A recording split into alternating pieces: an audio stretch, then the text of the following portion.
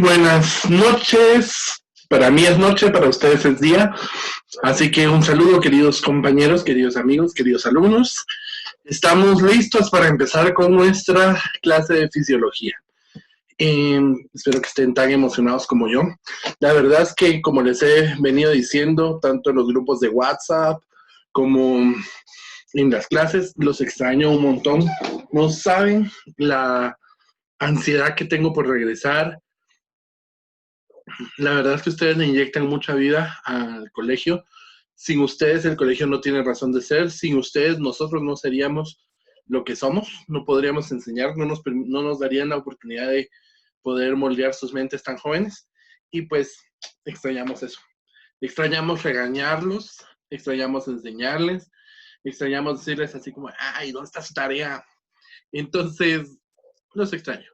Recuérdense que los quiero mucho y a pesar de todas las situaciones, pues a veces la vida es un poquito difícil y va a conllevar cambios que muchas veces no esperamos. Pues bueno, seguimos hablando sobre fisiología del sistema vascular y de la circulación en sí. Parte muy importante del del sistema circulatorio, pues es el sistema vascular. Si nosotros tenemos una bomba, pero no tenemos por dónde transportar lo que emite esa bomba, no vamos a poder funcionar. La funcionalidad de la bomba sería nula. En este caso, el corazón bombea la sangre, genera fuerzas mecánicas que proyectan y expulsan la sangre desde los ventrículos hacia el sistema vascular, y en el sistema vascular pues se recibe y se transporta desde el sistema, desde el corazón hacia afuera por medio de arterias, llegan a un punto en el que hay un intercambio, cambian, se llegan a hacer pequeñas venitas, a lo que vamos a llamar capilares, que es donde son microscópicas, donde se hace el intercambio de sustancias, se dejan los nutrientes y se recogen los desechos, y ahí en los capilares es donde se puede hacer esto. Y finalmente el sistema venoso, donde se puede recuperar la sangre desde los órganos y los tejidos hacia el corazón. Pues hablemos de distensibilidad. Una característica muy importante es la distensibilidad de las arterias. Las arterias son tubos que pueden, todo el sistema vascular son tubos que no son necesariamente rígidos. Recordemos que tenemos muchas partes móviles, manos, los codos, las piernas, dentro del abdomen, pues los órganos, los intestinos están moviéndose, por lo tanto no pueden ser órganos completamente rígidos, sino que son flexibles y tienen características propias, y una de estas es la distensibilidad. La distensibilidad es la capacidad que tiene una estructura de poder agrandarse o encogerse, permitiendo agrandar su diámetro de manera que se pueda adaptar a los cambios que necesitan. Y pues bueno, las arterias tienen la característica de que tienen una distensibilidad bastante aceptable. Se acomodan al gasto pulsátil del corazón. ¿Qué significa eso? Resulta que mientras la arteria está relajada, mientras que el corazón no se contrae, tiene un diámetro, pero cuando el corazón se contrae y ejerce la fuerza, ¿qué sucede? La arteria se abre y se vuelve a cerrar para dejar pasar el paso, valga la redundancia, para dejar pasar la sangre, y esa fuerza hace que la arteria se distienda. Y entonces se dice que se acomoda al gasto pulsátil, porque boom, boom, boom. A cada latido del corazón, esa arteria se extiende y vuelve a regresar a su lugar.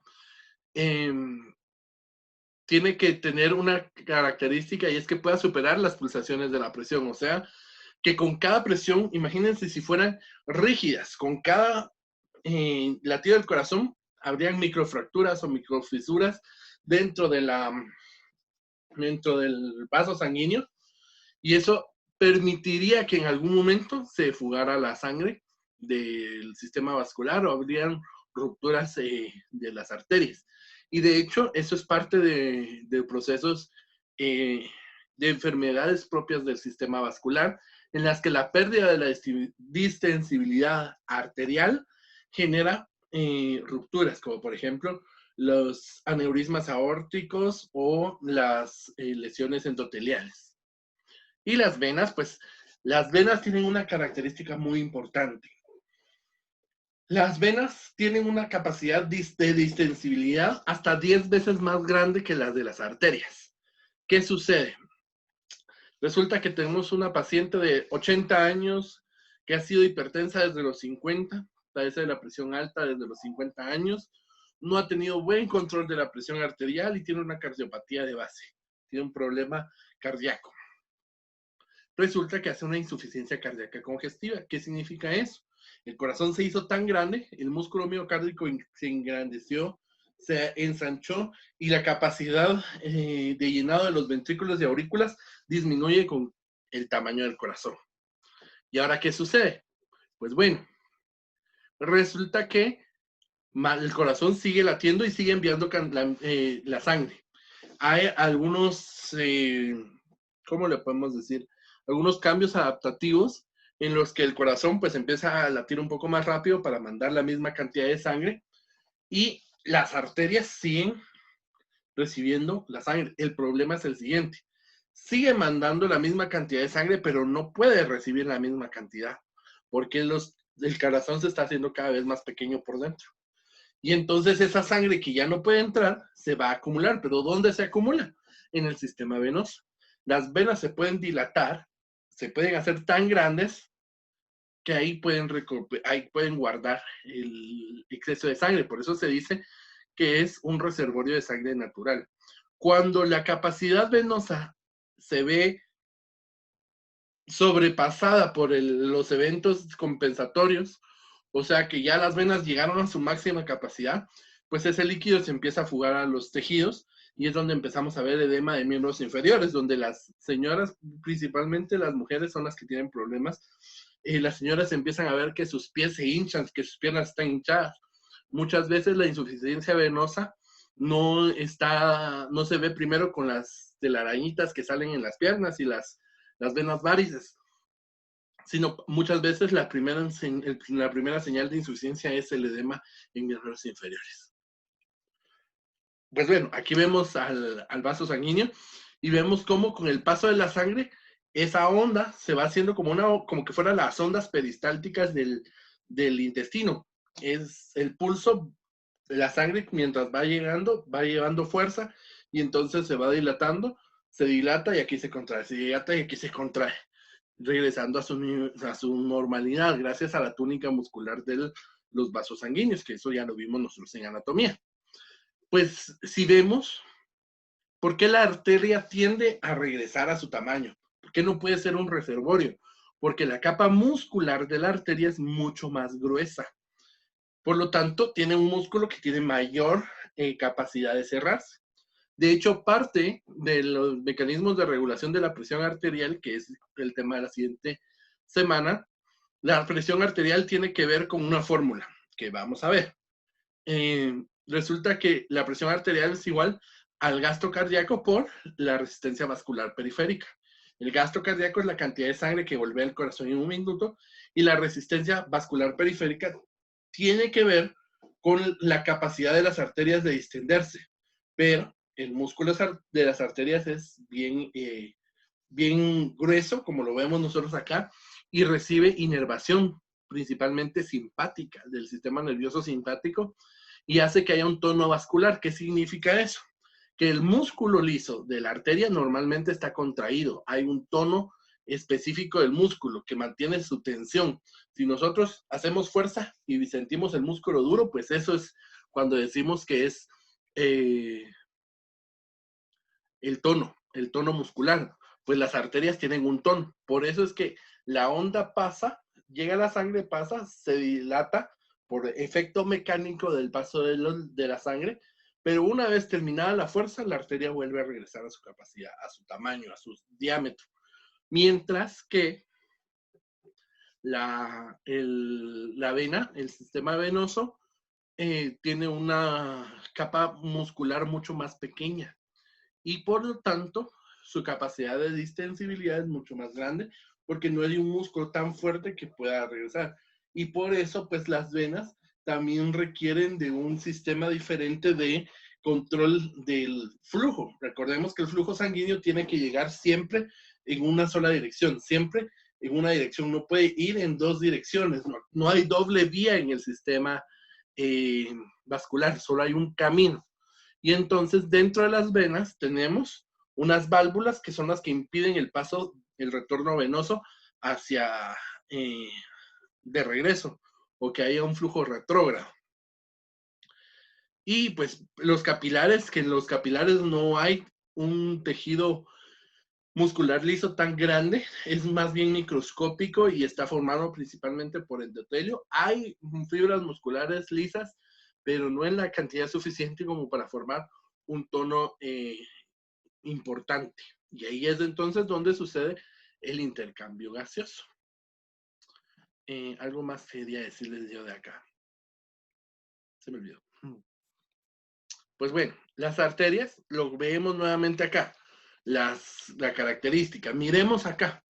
Aquí se ve todavía aún mejor. El tejido del músculo liso lo vemos nosotros marcado, bien marcado ahí con rojo dentro de la arteria, mientras que el músculo liso en la vena lo vemos bien marcado en morado. Y si se dan cuenta, es una fina línea de músculo el que se encuentra dentro de la vena. Además, el tamaño diametral de la vena es mucho más grande a comparación del de la arteria. Entonces, eso le da la capacidad de recibir mucha más sangre y de evitar que esta sangre se vea. De hecho, hasta 8 veces se puede dilatar. El volumen sanguíneo es 8 veces mayor en las venas que en las arterias, por el tamaño del sistema venoso en sí. Bueno, para poder nosotros medir la funcionalidad de la extensibilidad o de todo, pues nos vamos a dar cuenta que hay hasta 10 puntos donde nosotros podemos palpar el pulso. Y esto pues va a depender de la fuerza en la que llega el corazón, con la que manda la sangre del corazón. Los pulsos más fuertes teóricamente son el pulso carotidio, o sea, aquí en el cuello, el pulso subclavio, que se encuentra justo acá, el pulso temporal y los pulsos axilares. ¿Por qué? Porque están más cerca del corazón, entonces deben ser mucho más palpables. Si ustedes vienen y presionan en el punto donde le dice la gente los sentidos, van a sentir el latido cardíaco. Vamos a ver, yo no lo encuentro, pero si me morí no me han avisado. Ahí está. Y lo sentimos porque está muy cerca del corazón. De hecho, los puntos más evidentes son el cuello. Ahí se siente claramente el pulso. Y el subclavio, acá. Y ahí se siente claramente porque está cerca. Mientras más distal, con menos fuerza llega la onda de choque del pulso. Por ejemplo, el pulso pedio, que es justo en el dorso de los pies, ahí sí se va a sentir, pero se va a sentir mucho menor a comparación de, por ejemplo, un pulso axilar. Eso es lo que hablábamos, los frentes de onda. O sea, cada latido genera un frente de onda. Sale con fuerza desde la válvula aórtica y cada onda va a ir progresando a lo largo de todo el vaso sanguíneo, en este caso es la aorta, pero ese pulso se transmite a todos los vasos del sistema arterial. Las venas no pulsan, porque las venas pues se van dilatando. Ahora bien, ¿qué eventos o qué situaciones nos pueden provocar un aumento de la rigidez arterial? O sea, de que la arteria se vuelva más dura y pierda su capacidad de distensión. La mentada aterosclerosis. La aterosclerosis no es más que el acúmulo de una placa de grasa que normalmente está formada por triglicéridos y colesterol dentro del vaso sanguíneo. Recordémonos que la grasa tiende a buscar el estado sólido en las temperaturas promedio, de manera que dentro del vaso sanguíneo al depositarse forma una placa literalmente de sebo. Y esa placa, pues es muy delicada. Es muy delicada porque puede llegar a bloquear la arteria totalmente. Más adelante les voy a mostrar una imagen. ¿Saben qué? Denme chance. Voy a hacer esto. Déjenme ver dónde puedo, para que así se los muestro de una vez. Porque si no, mentira que se las muestre. Denme, en su video van a ser 2 segundos, para mí va a ser como unos 10 minutos. Ahorita regreso. Regresé. Ahorita ustedes están viendo en su pantalla una imagen. Este es un monitor. Resulta que tenemos la arteria carótida que viene aquí del, del cuello, que se divide en 2 porciones. Una arteria carótida común y una arteria carótida que va a generar una carótida interna y una carótida externa. Se me iba a apagar la computadora, perdón, ya, se arregló. Esto tuve la oportunidad de verlo en mi práctica en México, en el Instituto Nacional de Neurología y Neurocirugía.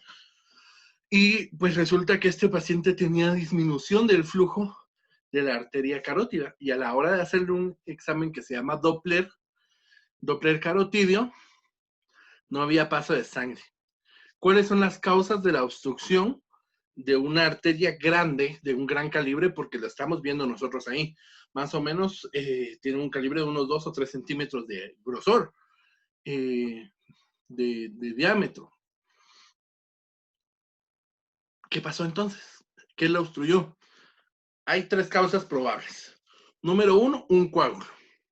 Si fuera un coágulo, pues básicamente uno lo que hace es poner anticoagulantes o hacer un procedimiento que se llama, que es una limpieza. Ahorita se me fue el nombre, lo siento. Me voy a acordar y se los voy a decir. La otra es que sea un cuerpo extraño. Por X, Y razón, pues entró algún cuerpo extraño al sistema vascular y se puede ir a ese momento, a ese lugar y quedarse trabado porque es lo suficientemente grande para bloquear el flujo. Y la otra es que sea un tapón de grasa. En este caso fue un tapón de grasa el que estaba obstruyendo el paso de la arteria carótida común. Y entonces, ¿qué sucedió? Había que hacerle un procedimiento llamado endarectomía. En la endarectomía, lo que se hace es quitar el ateroma, así se le llama a la placa. Si es solo una placa, se le llama aterosclerosis. Pero si ya es una masa completa de grasa, le decimos ateroma. Recordemos un poco de terminología. Oma significa masa o tumor. Un ateroma se puede decir que es un tumor de grasa que está obstruyendo, en este caso, la arteria carótida común. Solo tuvo 4 likes esta mi publicación. Pero vean, esto que ven ustedes aquí, esto rojo que se ve en el centro, la arteria carótida común, la carótida superficial y la carótida interna que va hacia adentro. Forma una Y. Pasamos a romper, o sea, a abrir la arteria y miren, todo eso amarillento que se ve por dentro es la grasa. Se procede entonces a limpiar la arteria y se empieza a leer. De hecho, aquí lo que se hace es que se trabaja sobre una cámara. Una cámara está guiando el proceso para que el cirujano tenga una mejor visión. Se puede ampliar, se puede disminuir la imagen para poder ver el trabajo que se está haciendo. Además, recordemos que son espacios muy reducidos porque es en el cuello. Ay, perdón. Quiero mostrarles mi Instagram. Esto que ustedes ven ahí no es la arteria, es la grasa que se sacó de la arteria. Literalmente es un tumor, literalmente es una masa que tiene la forma de la arteria. Y aquí ya está la arteria limpia, se está terminando de limpiar para dejarla completamente sin ningún rastro de ese ateroma y se está suturando para poderlo dejar pues funcionar nuevamente. Y ese pues es una copa de vidrio con un poquito de formol donde se está poniendo o donde se puso el bloque de grasa.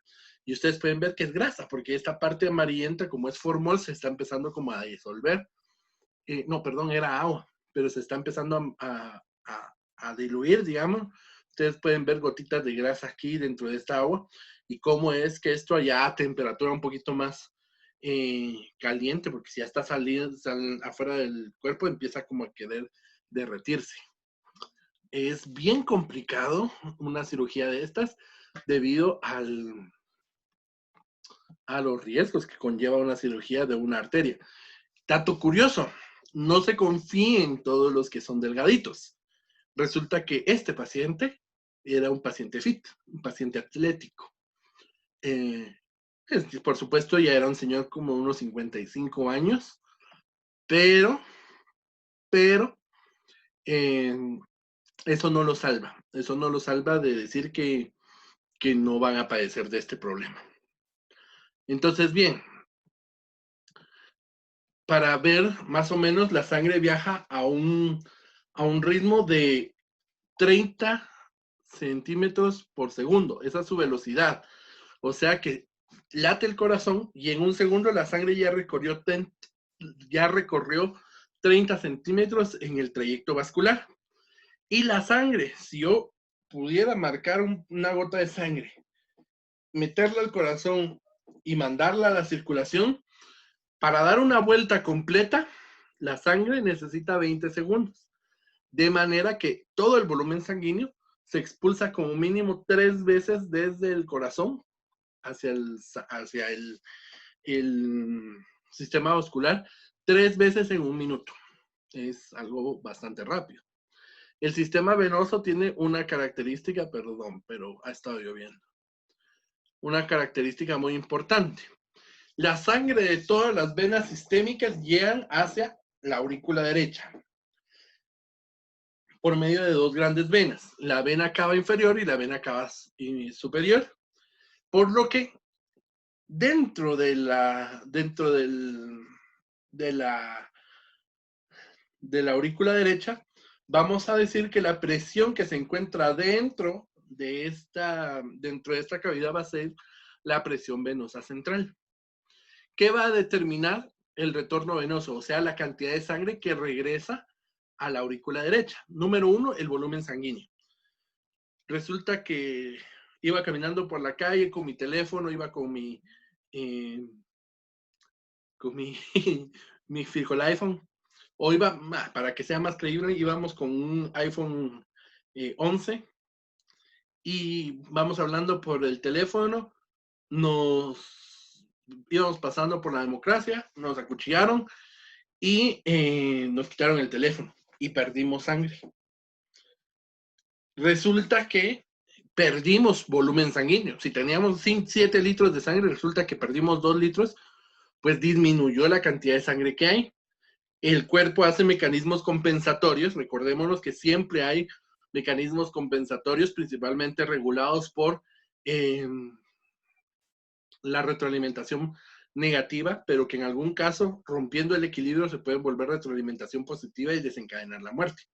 Pero hablando sobre esto, pues perdemos sangre, hay un mecanismo de retroalimentación que le dice al cerebro, güey, no hay tanta sangre, ¿qué hacemos? Bueno, el corazón viene y dice, bueno, el cerebro dice, no tenemos tanta sangre, corazón, necesito que latas más rápido.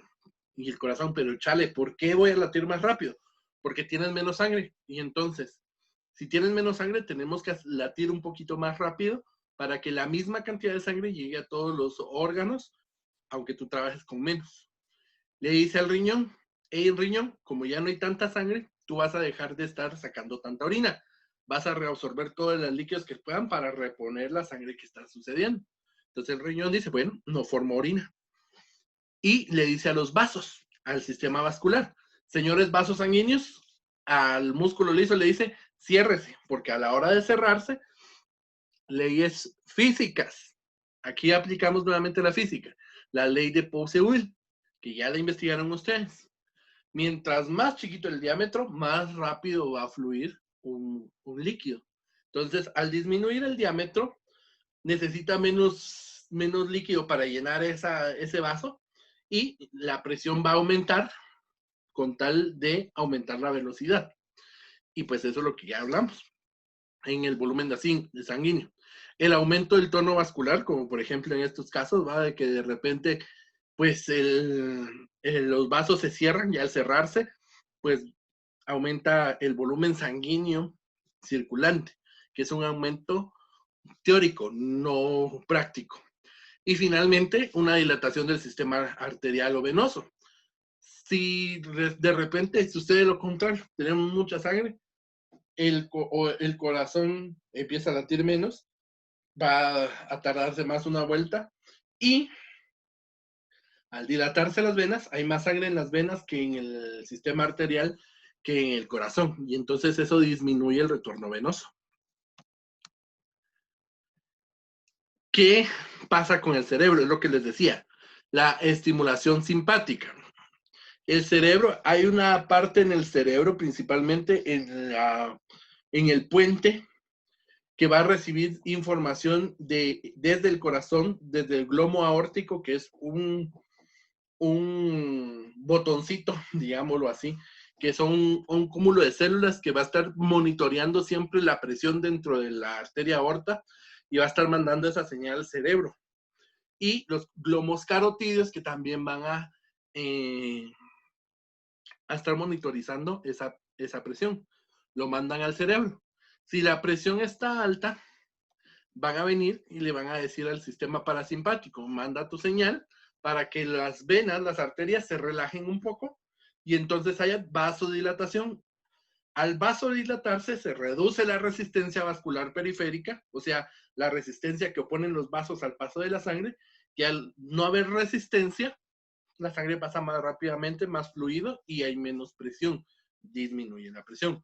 Pero al contrario, se dan cuenta que no hay suficiente sangre, como en el ejemplo que les estoy poniendo. Hay que aumentar la presión porque la presión está cayendo debido a la pérdida de sangre. Entonces, ¿qué hacen? Bueno, sistema simpático, ustedes manden su señal. Y entonces, ¿qué sucede? El sistema simpático manda su señal y sucede vasoconstricción, o sea, el vaso se hace chiquito. Y eso logra compensar la pérdida de sangre y aumentar la presión arterial. Medicamentos importantes que van al sistema nervioso, pues sí hay, pero se utilizan más para disminuir la frecuencia cardíaca, que son los beta bloqueadores, que lo que hacen es disminuir el tono simpático. Sí disminuyen el tono simpático y disminuyen la frecuencia cardíaca como forma, como un arco reflejo. Pero también tenemos unos reguladores muy importantes que son los antagonistas del calcio. ¿Por qué son importantes los antagonistas del calcio? A ver, recordemos, ¿dónde hemos estudiado tanto al calcio? En la contracción muscular. ¿Y dónde tenemos músculo? En el músculo liso de los vasos. Entonces, los antagonistas, un antagonista significa que va a ir a hacer la acción contraria al calcio, o sea que lo va a ir a bloquear. Y al bloquearlo, al no haber calcio, no puede haber contracción, y al no haber contracción, se relaja la arteria. Está fácil de comprenderlo. Igual, preguntas, me avisan. Reservorios sanguíneos, el reservorio sanguíneo más importante son las venas. Dependiendo del tono vascular venoso, podemos aumentar o disminuir la sangre. Recordémonos que hasta 8 veces el volumen sanguíneo se encuentra en las venas. Y las venas abdominales, que son las más grandes, vamos a encontrar en el hígado, en el vaso y en los plexos venosos subcutáneos. Importante, cuando hay calor, nos damos cuenta de que se pone uno todo rojo. ¿Por qué? Porque debajo de la piel hay muchos vasos sanguíneos. Cuando hay mucho frío, las venas estas se cierran. Cuando hay problemas de que hay pérdida de sangre, lo primero que le pasa a la gente es que se pone pálida. ¿Por qué? Porque toda esa sangre que está en los plexos venosos se tiene que ir, se cierran esos plexos, o sea, no es que ya no llegue sangre, pero disminuye hasta un 75% su distribución de sangre y esa sangre extra se va al sistema central para poder recuperar la presión arterial o el hígado. Hay una maniobra muy importante en la evaluación física en la cual pues el paciente recostado, viene uno y hace una palpación del hígado y con el cuello en hiperflexión. Y uno cuando palpa el hígado, cuando lo empuja, ve cómo la vena yugular se, se dilata porque está sacando la sangre extra que está en el hígado. Y finalmente el vaso, que el vaso tiene una función muy importante debido a que es un órgano hematopoyético, o sea, un órgano generador de sangre. Dentro de ese órgano, pues hay una cantidad de sangre que puede llegar a salir para compensar las pérdidas sanguíneas. Son más o menos como 500 mililitros los que pueden salir desde el vaso y hasta 1 litro del hígado, dependiendo del tamaño de la persona. Aquí vemos lo que es el gasto cardíaco. Esto es para determinar la presión arterial. El gasto cardíaco tiene una fórmula. Esa fórmula dice que es la frecuencia cardíaca, o sea, la cantidad de latidos en 1 minuto por el volumen que se expulsa en cada latido. De manera que el gasto cardíaco aproximado es de 5 litros por minuto. O sea, que cada minuto que ha pasado en nuestra vida, obviamente esto es mayor en niños por la frecuencia cardíaca, aunque también se compara con el volumen latido, pero normalmente estamos hablando de que en 1 minuto se han expulsado desde el corazón 5 litros de sangre. El gasto cardíaco es el volumen de sangre que se expulsa por unidad de tiempo, que normalmente es 1 minuto. Y por ejemplo, si la frecuencia cardíaca normal es de 70 latidos por minuto. El volumen latido, o sea, la cantidad de sangre que sale desde el corazón hacia el exterior, o sea, hacia el sistema venoso, es de aproximadamente 70 mililitros. 70 por 70 son 4.900 mililitros por minuto. 4.9 litros, aproximados 5 litros. Eso va a depender del peso y de la talla de la persona. Hay una fórmula específica que la vamos a ver más en la próxima clase para calcular el volumen sanguíneo de una persona, dependiendo de su peso, su talla, su edad y su género, porque también tiene que ver si es hombre o si es mujer. Y eso nos da el gasto cardíaco. ¿Por qué es tan importante esto del gasto cardíaco? Porque el gasto cardíaco se recuerdan que es una de las determinantes de la presión arterial. Si el gasto cardíaco se eleva, la presión se eleva. Si el gasto cardíaco disminuye, la presión disminuye.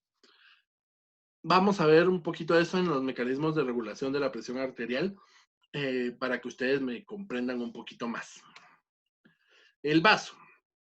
Pues, ¿por qué es muy importante el vaso? Resulta que el vaso es un órgano hematopoyético, pero su función principal es la de la maduración de los glóbulos rojos. También tiene importancia en la fabricación de las células de la defensa y va a ser el órgano productor de los linfocitos B. Por eso se llaman B, de vaso y de hueso, pero eso es después.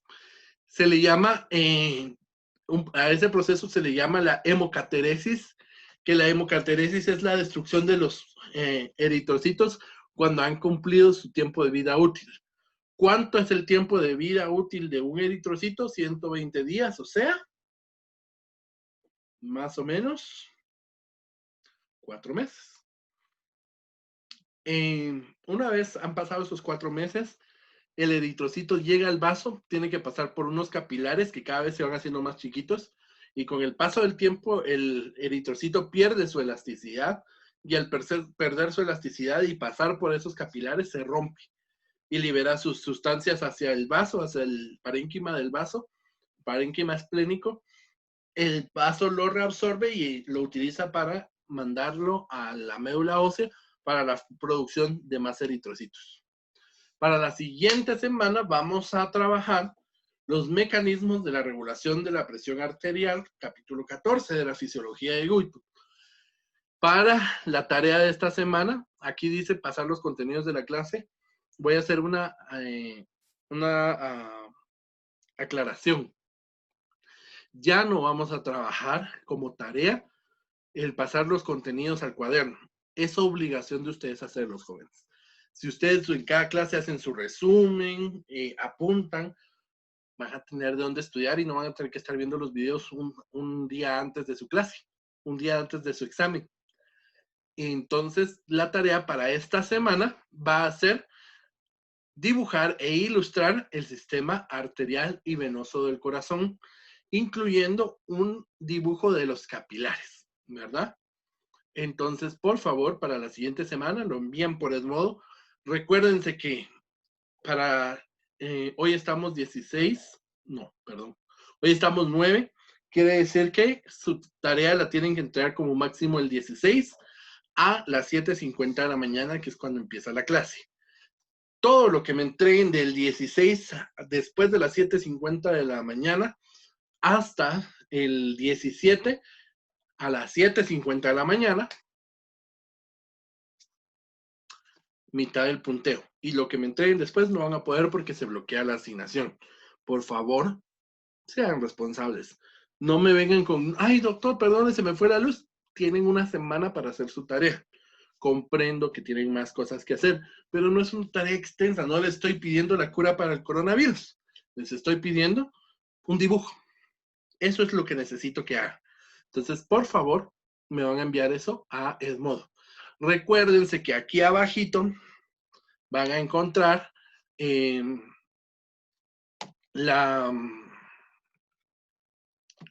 aquí abajito del video van a encontrar el link para el formulario que tienen que llenar sí o sí con cada clase, porque esa es su asistencia. Porque así voy a poderles asignar los 10 puntos de asistencia de afectivo. Y bueno, en realidad son 5 de asistencia y afectivo y 5 por cumplimiento de tareas. Así que pónganse las pilas. Esta unidad hemos trabajado. Felicitaciones porque en fisiología tuvimos algunos 100. Eso significa que están poniendo atención, de que están trabajando sus contenidos, de que están estudiando. Así que por favor, los quiero pilas. Y todos en cuarentena tenemos que hacer algo positivo, tenemos que hacer algo nuevo. Creo que ya lo han visto en mis TikToks o en algo más, pero les quiero presentar lo que hice en mi cuarto.